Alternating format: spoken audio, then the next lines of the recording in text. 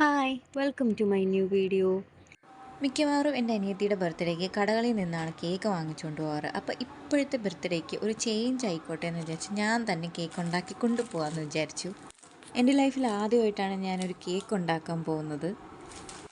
കേക്കിന് ആവശ്യമായ കുറച്ച് സാധനങ്ങളൊക്കെ ബിഗ് ബാസ്ക്കറ്റിൽ നിന്ന് ഓർഡർ ചെയ്തു. അതിൽ പഞ്ചസാര എനിക്ക് ക്രിസ്റ്റൽ പഞ്ചസാരയാണ് കിട്ടിയത്. അതിനെ പിന്നെ ഞാൻ മിക്സിയിലിട്ട് പൊടിച്ച് വെച്ചിട്ടുണ്ട്. ബാക്കി സാധനങ്ങൾ ബേക്കിംഗ് സാധനങ്ങൾ വിൽക്കുന്ന കട തിരക്കി പിടിച്ച് പോയി വാങ്ങിക്കുകയാണ് ചെയ്തത്. നെടുമങ്ങാടാണ് പോയി വാങ്ങിച്ചത്.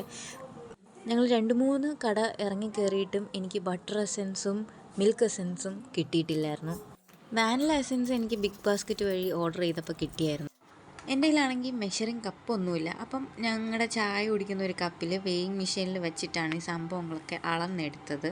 ചാറ്റ് GPT എന്നെ ഒരുപാട് സഹായിച്ചിട്ടുണ്ട്. പിന്നെ റെസിപ്പിയൊക്കെ ഞാൻ ഒരു നോട്ടിൽ നോട്ട് ചെയ്ത് വെച്ച് അത് നോക്കിയിട്ടാണ് എല്ലാം ചെയ്യാൻ തുടങ്ങിയത്. എൻ്റെ കയ്യിലിരിക്കുന്ന ഈ സ്പൂണിൽ വൈറ്റ് വന്നിട്ട് 1/2 ടേബിൾ സ്പൂണും മറ്റേത് വന്നിട്ട് ടീസ്പൂൺ മെഷർമെൻറ്റുമാണ്. അതും എനിക്ക് ചാറ്റ് GPT ആണ് പറഞ്ഞു തന്നത്. അപ്പോൾ നമ്മൾ മൈദയിലോട്ട് നമുക്ക് ആവശ്യമായ ബേക്കിംഗ് പൗഡർ, ബേക്കിംഗ് സോഡ, പിന്നെ കുറച്ച് ഉപ്പ്, ഇതെത്രയും ഇട്ടിട്ട് നമ്മൾ ഒരു അരിപ്പ വെച്ച് അരിച്ചെടുക്കണം. അരിച്ചെടുത്ത് അത് നന്നായിട്ട് മിക്സ് ചെയ്യണം. ശരിക്കും ഞാൻ ഈ കേക്ക് ഉണ്ടാക്കിയത് ഫുൾ പേടിച്ചാണ്. ഇതിൽ ചേർക്കുന്ന ഏതെങ്കിലും ഒരു ഇൻഗ്രീഡിയൻറ്റ് കുറഞ്ഞു പോയാലോ കൂടിപ്പോയാലോ നമ്മുടെ കേക്ക് ഫ്ലോപ്പ് ആവും. സോ നന്നായിട്ട് പേടിച്ച് ടെൻഷൻ അടിച്ചിട്ടാണ് ഓരോ കാര്യങ്ങളും ചെയ്യുന്നത്. അപ്പോൾ ഇത് നമ്മൾ നേരത്തെ പൊടിച്ച് വെച്ച പഞ്ചസാരയാണ്. അപ്പം നമുക്ക് വേണ്ട കറക്റ്റ് അളവിന് പഞ്ചസാര എടുക്കുകയാണ് ഞാൻ. അപ്പോൾ നമ്മൾ നേരത്തെ മൈദയൊക്കെ അരിച്ച് വച്ചപ്പോഴത്തേക്കും നമ്മുടെ ഡ്രൈ ഇൻഗ്രീഡിയൻസിൻ്റെ സംഭവങ്ങളൊക്കെ ഏകദേശം കഴിഞ്ഞു. ഇനി നമുക്ക് അടുത്തത് വെറ്റ് ഇൻഗ്രീഡിയൻസിൻ്റെ കാര്യങ്ങളാണ് നോക്കേണ്ടത്. അങ്ങനെ മിക്സിയിലോട്ട് 2 മുട്ട പൊട്ടിച്ച് ഒഴിച്ച് കൊടുക്കുന്നുണ്ട്. പിന്നെ അതിലേക്ക് വാനില എസൻസും പിന്നെ വിനീഗറും കൂടെ ആഡ് ചെയ്യുന്നുണ്ട്. 2 മുട്ടയല്ലേ ഉള്ളൂ എന്ന് വിചാരിച്ച് ഞാൻ ചെറിയ ജാർ എടുത്ത് ആദ്യം അടിച്ചു നോക്കിയപ്പോഴത്തേക്കും മുട്ടയൊക്കെ വെളിയിൽ വരാൻ തുടങ്ങി. അങ്ങനെ ഞാൻ വലിയ ജാറിലോട്ട് മാറ്റി.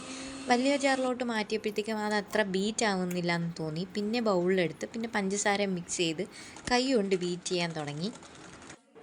ഏകദേശം ഒന്ന് ബീറ്റായി വന്നപ്പോഴത്തേക്കും പിന്നെ നമ്മൾ ഡ്രൈ ഇൻഗ്രീഡിയൻസ് കുറച്ച് ആയിട്ട് ആഡ് ചെയ്ത് കൊടുത്ത് അത് നന്നായിട്ട് മിക്സ് ചെയ്തു.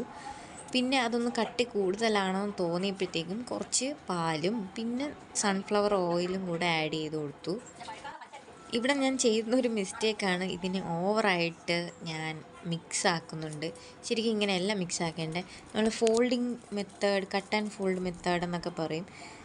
അങ്ങനെയാണ് ചെയ്യേണ്ടിരുന്നത്. അപ്പോൾ ഞാൻ ഓവറായിട്ട് മിക്സ് ചെയ്തിട്ടുണ്ട്. പിന്നെ ഞാൻ ബൗളിൽ നമ്മുടെ ബട്ടറൊക്കെ അപ്ലൈ ചെയ്ത് ബട്ടർ പേപ്പറും വെച്ച് മിക്സ് അതിനകത്ത് ഒഴിച്ചു കൊടുത്ത് ടാപ്പ് ചെയ്ത് വയ്ക്കുന്നുണ്ട്.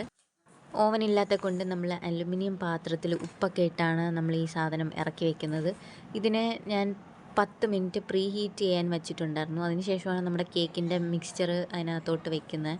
കേക്ക് ബേക്ക് ആവാൻ വേണ്ടി ഒരു 35 to 40 മിനിറ്റ് വരെ ഞാൻ വെയിറ്റ് ചെയ്തു. അത് കഴിഞ്ഞിട്ടാണ് തുറന്ന് നോക്കി നമ്മൾ കുക്കായോ എന്നറിയാൻ വേണ്ടി പപ്പടം കുത്തി വെച്ചാണ് നോക്കിയത്. അപ്പോൾ ഒന്നും അതിനകത്ത് പിടിച്ചിട്ടില്ല. അപ്പം കറക്റ്റായിട്ട് കുക്കായിട്ടുണ്ട്. കേക്ക് മോൾഡിൽ നിന്ന് കേക്ക് ഇളക്കിയെടുത്തപ്പോഴാണ് എനിക്കൊരു കാര്യം മനസ്സിലായത്. എൻ്റെ കേക്ക് കട്ടിയായിപ്പോയി. ആ ഫ്ലഫിനെസ് ഇല്ലായിരുന്നു. ഒന്ന് ഞാൻ മിക്സ്ചർ ഓവർ മിക്സ് ചെയ്തു. പിന്നെ എഗ്ഗ് ഞാൻ നന്നായിട്ട് ബീറ്റ് ചെയ്തില്ല. ഇത് 2 കാരണം കൊണ്ട് എൻ്റെ കേക്ക് കട്ടിയായിപ്പോയി. അപ്പോൾ എന്തെങ്കിലും കേക്ക് ഉണ്ടാക്കിയല്ലോ, അപ്പോൾ അതിനെ നമുക്കൊന്ന് ഡെക്കറേറ്റ് ചെയ്യണമല്ലോ. അപ്പോൾ ഞാൻ അതിന് വേണ്ടി ഫിയോണയുടെ ക്രീം, 1 കപ്പ് ക്രീം എടുത്തിട്ടുണ്ട്. ബീറ്ററൊന്നും ഇല്ലാത്ത കൊണ്ട് ഇതും ഞാൻ കൈ കൊണ്ടാണ് ബീറ്റ് ചെയ്യുന്നത്.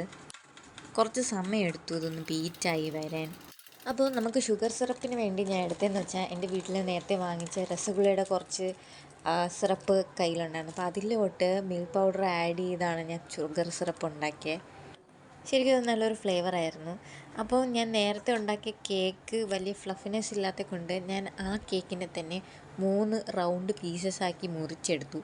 അപ്പോൾ ഒരു കുഞ്ഞ് കേക്ക് കിട്ടി. പക്ഷേ 3 ലെയറുള്ള ഒരു കുഞ്ഞ് കേക്ക് കിട്ടി. പിന്നെ അത്യാവശ്യം ക്രീമൊക്കെ കൊണ്ട് കൊത്തുപണികളൊക്കെ ചെയ്ത് ഏകദേശം ഞാൻ എൻ്റെ കേക്ക് ഉണ്ടാക്കിയെടുത്തു. അപ്പോൾ ഇതാണ് എൻ്റെ കേക്ക്. ഫസ്റ്റ് ടൈമായിട്ട് ഞാൻ ഉണ്ടാക്കിയ കേക്ക്. കേക്ക് കഴിച്ചിട്ട് എനിക്ക് തോന്നിയ 2 കാര്യങ്ങൾ. ഒന്ന്, എൻ്റെ കേക്ക് കട്ടിയായിപ്പോയി. പിന്നെ എഗ്ഗിൻ്റെ സ്മെല്ലും ഉണ്ടായിരുന്നു. പക്ഷേ അതുകൊണ്ടൊന്നും ഞാൻ തളർന്നില്ല. പിന്നെ 2ാമത്തെ ദിവസം വീണ്ടും ഞാൻ കേക്ക് ഉണ്ടാക്കി. പക്ഷേ ഇപ്രാവശ്യം ഉണ്ടാക്കിയത് എഗ്ഗ്ലെസ് കേക്കായിരുന്നു. അത് ഏകദേശം കുറച്ച് ഫ്ലഫി ആയിട്ടൊക്കെ കിട്ടി. 2 ലെയറിനുള്ള സംഭവം ഇന്നത്തെ കേക്കിൽ എനിക്ക് കിട്ടിയായിരുന്നു. ഇന്നലത്തെ കേക്ക് കട്ടിയായി പോയെങ്കിൽ ഇന്നത്തെ കേക്ക് ഭയങ്കര സോഫ്റ്റായിരുന്നു. ഇന്നലെ ഞാൻ ഉണ്ടാക്കിയത് വാനില എസൻസ് ഒക്കെ വെച്ചൊരു വാനില സ്പോഞ്ച് കേക്കായിരുന്നു. ഇന്ന് ഞാൻ കുറച്ച് കൊക്കോ പൗഡറൊക്കെ ആഡ് ചെയ്ത് ഒരു ചോക്ലേറ്റ് കേക്ക് ഉണ്ടാക്കി.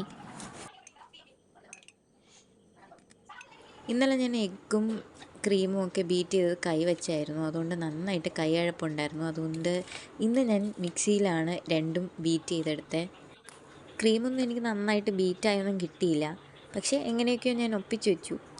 എൻ്റെ ഇതിൽ കളേഴ്സൊന്നും ആഡ് ചെയ്യാനില്ലാത്തത് കൊണ്ട് ഞാൻ ക്രീമിലോട്ട് കൊക്കോ പൗഡർ ആഡ് ചെയ്ത് അതൊരു ലൈറ്റ് ബ്രൗൺ ഷെയ്ഡിൽ വന്നപ്പോൾ അത് വെച്ചിട്ടാണ് ഞാൻ പിന്നെ ഹാപ്പി ബർത്ത്ഡേയും പിന്നെ കുറച്ച് ഡെക്കറേഷനും ഒക്കെ ചെയ്തത്. അപ്പോൾ കേക്കിൻ്റെ ഫൈനൽ ഔട്ട്പുട്ട് എങ്ങനെയുണ്ട്? ഇതായിരുന്നു എൻ്റെ കേക്ക് ജേർണി. സോ അടുത്ത വീഡിയോയിൽ കാണുന്നത് വരെ ബൈ.